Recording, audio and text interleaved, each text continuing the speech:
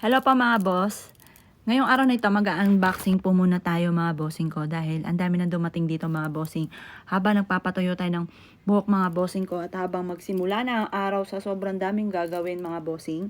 Yan pa mga bossing ko yung napakadami nating produkto. Pero bago po yan mga bossing ko habang iniintay ko rin itong ina-upload ko. Ngayon bubuksan na po natin ito mga bossing.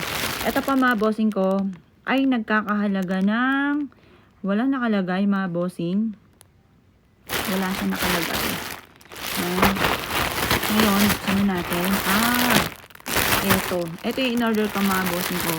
Hindi ko na matandaan kung sa TikTok ba to, Lazada, Shopee. Yan, ang cute niya. Ang cute. Medyo malaki po siya, large. Ay, dapat pala medium lang. Yan. Tanong ko muna sa mister ko kung type niya yung ganito mga boss. Kung hindi niya type, baka magsusuot.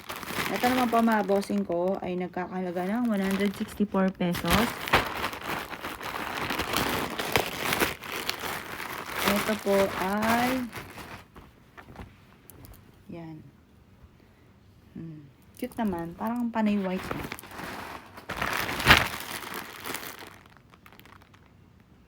Sa TikTok.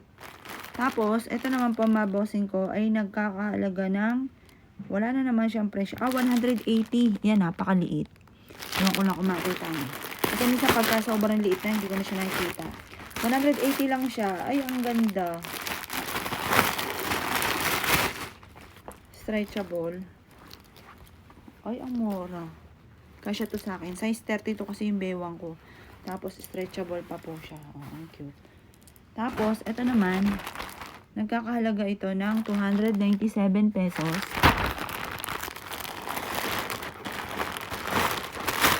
297. Ay, ito ang ganda ng tela. Yung isa kanina, ito maganda tela.